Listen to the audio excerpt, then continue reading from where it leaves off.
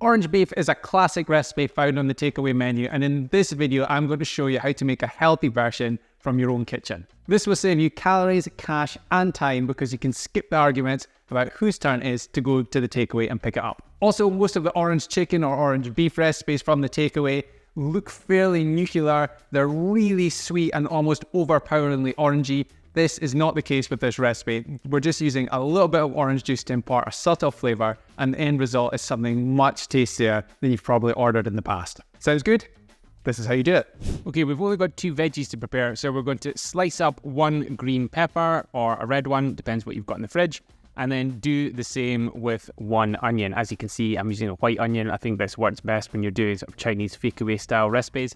And then you're going to chop some frying steak or quick fry steak. It's called different names, but basically the thin, cheap stuff.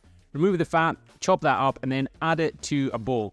To that, we're going to add 2 tablespoons of corn flour, along with half a teaspoon of Chinese 5-spice and a good few grinds from the black pepper mill. Get your hands into the mixture, get stuck in, make sure it's all nicely combined, and then you're going to set that aside while you prepare your sauce.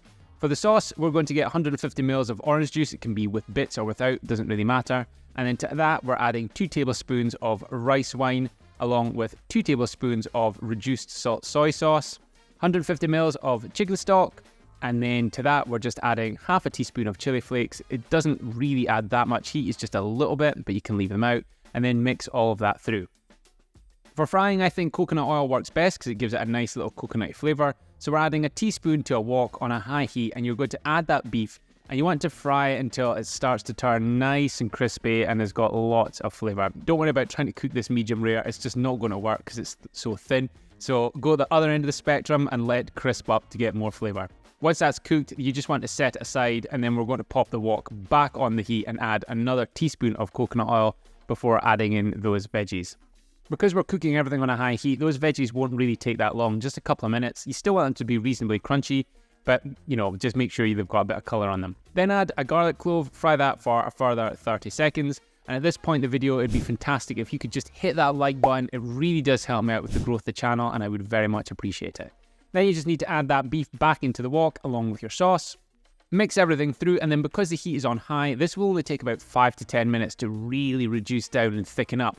Once it's ready, all you need to do is just plate it up, garnish with something green. I'm using chives and some sesame seeds, and if you've got a little bit of orange, you can pop that on the side as well, and just get stuck in and enjoy, and just never have to go to the takeaway for orange beef ever again. So there we have it, another winner of a takeaway recipe, this time for orange beef. I hope you enjoy this one, and it should save you a few quid so you don't need to go down to the takeaway. That's such a Scottish person thing to say. Anyway, if you like this full recipe, you can get it inside the Utimate High Protein Handbook, which you can get on Amazon and in all good bookshops.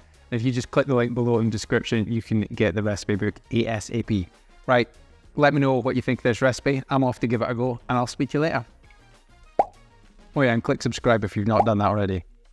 It's important, because then you get notified as soon as I post a new recipe like this one.